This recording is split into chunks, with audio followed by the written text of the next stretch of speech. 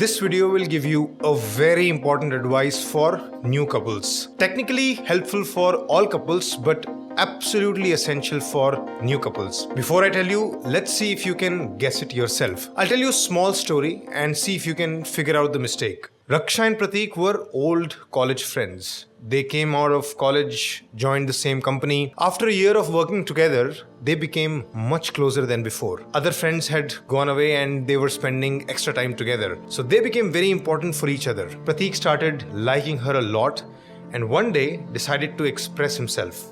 He took her out for a movie and then he was dropping her home and then he told her, "I have something to tell you." "What?" And he hesitated, but then he said, "Promise me you won't mind." "Of course not, tell me."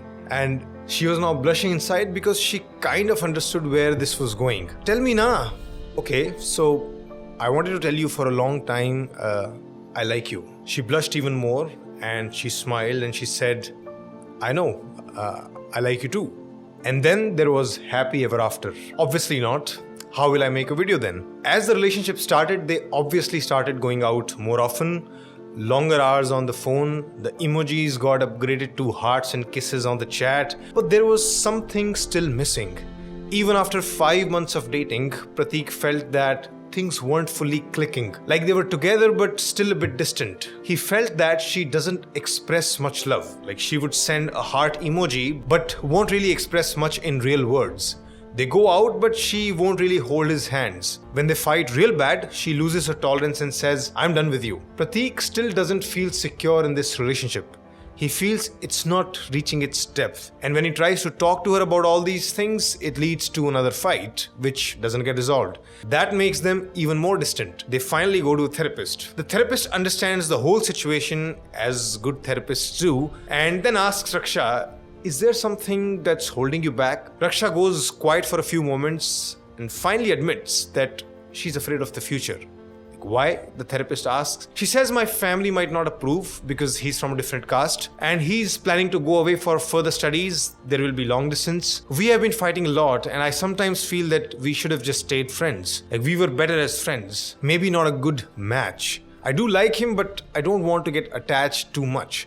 Because what if it doesn't work out? Both of us will get really hurt. I want to be sure first." When you hear her perspective, it makes sense. But can you identify the mistake Raksha has made? She may have made many, but I'm going to discuss just one, the most important one. The main mistake is she's in the relationship half-hearted. And the most important advice that I want to give new couples is, when you are in a proper relationship, invest yourself fully in the relationship as if it's the final one. Give it everything you've got. And what does that mean? It means keeping the relationship among the top 3-4 priorities of your life. Make this person the most important person in your life, or at least among the top 2-3 initially, and after a point, the most important. Use all your romantic skills that you've picked up watching the movies and reading novels. Find time and energy for this relationship, whether it's spent in building the bond or it could be spent working through fights. As you fight, constantly learn what are the best principles for a good relationship. Correct your errors, fill your blind spots, and apply the principles the best way you can. When you prioritize the relationship, you naturally become ready to gain knowledge and apply more energy in its betterment. And above all, be in this relationship as if this is the final one. There is no escape. You have to make it work no matter what. But you may ask, what if there's actually no future with this person? What if we are just taking our time to get to know the person before getting emotionally attached? What if I'm a bit embarrassed by this person? What if I like the person but my friends don't like them and that's why I'm hesitating? What if this person has shown some toxic trait and I've taken some steps back, etc.? All of these are actually important concerns, and that's why before investing yourself fully, there's an initial phase called assessment phase. In this phase, you're supposed to be extra careful. Like you're not a couple yet. There is no commitment. You just get to know the person, their interests, values, habits, future plans. You see if there's chemistry between you two. You see if you can talk to this person about fun and serious things. You try to get answers to as many aspects as you can, assuming you're gonna get married someday. You do your due diligence as if you were buying a new house. If you want me to make a video separately on how to do this assessment better, write that in the comments. See, this video only applies for couples who are thinking about serious exclusive relationships. If you're in a phase of life where you are into casual sex or casual dating, this video won't be applicable to you right now. Still watch it for future. But if you're going into a serious exclusive relationship, then I say start thinking about this question, can I marry this person? Even if you're very young, like 22, and you're not thinking of marriage right now, but you should never rule out that possibility. Who knows, this relationship goes so well, it may be your final one. In your mind, think of it like this: if someone is not suitable for marriage, they're not suitable for a serious exclusive relationship either. I know sometimes people change, they become better with time, but then people often become worse too. So I say don't gamble on people here, be extra sure before you start. And if they don't pass your eligibility criteria, you can reject them at the beginning only. Saves you so much time and unnecessary heartbreak. If you get attached to someone very quickly without due diligence, you're pretty much leaving your life to luck. You can get lucky, but you can get very unlucky also. Also, every day that you spend time with the wrong person, you're losing out on the possibility of finding a suitable match. This is why do the assessment thoroughly before you get attached. Your assessment will not be perfect, obviously, but if the person seems to check a wide variety of boxes, then you can take the leap. In fact, most people are actually not that good at assessment, and I strongly advise you should consult a psychologist who specializes in couples therapy to understand what actually matters in a good relationship. Otherwise, you may pick someone for things that are not that important, and you may reject someone because you ignored some good things that were important. For example, if the person is giving you a lot of gifts, it may seem like a huge plus point initially, but then in reality, later in life, it wouldn't matter so much. And this gifting will probably even go away after the honeymoon phase. On the flip side, some other person is a great listener and agrees to their mistakes. Now, you may not even pay attention to something like that. In your criteria, this person is just one among many, nothing special, but in reality, this person would have been a great partner. You might miss out on them because you didn't even know what actually mattered. So try to get better at assessment. Take professional help. But yeah, whenever you are finished with your assessment, with your current knowledge and analysis, it's time to go to the next phase, which is the serious exclusive relationship phase. Here, you change your mental gears. Now you need to stop assessing and start living. You need to invest yourself fully. As I said before, make this person and relationship one of the top priorities in your life. New problems will still come up, but you tackle them not by trying to escape, but by entering the wrestling zone. You think of the relationship like, what if we were actually married and had kids? How would I deal with difficult times then? Would I keep threatening to leave every time we fight? No, right? So why do it here?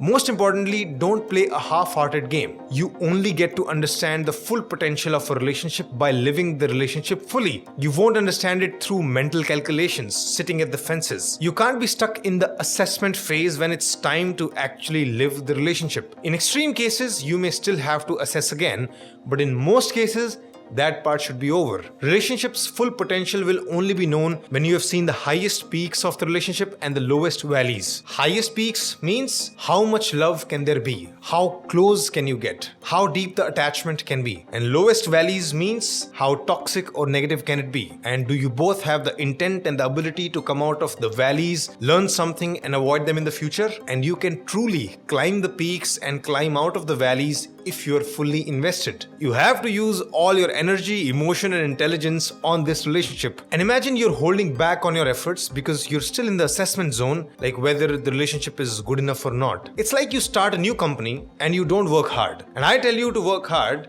you're like, what's the point? There's no profit. And I'm saying, if you work hard, that will become a key factor in you becoming profitable. And you're like, nah, I'll first see if it's a good profitable idea, then only I will invest myself. So it's like the chicken and egg problem. What should come first? Also, commitment is reciprocal in nature. If you're not committed, then the other person's commitment will go down too. And they will not have enough energy or resilience for this. And that further reduces your chance of success. Another point, if you're not committed, you're more likely to look outside and even constantly compare your relationship to others. You look at other people and think, would that person be better for me? Maybe I can find someone more good looking, or someone richer, or someone that my family will like more, or someone who's more adventurous, and so on. And this list is never ending. No matter who you are with, you can almost always find someone who actually will be a better match for you. Just speaking statistically, there are billions of people out there.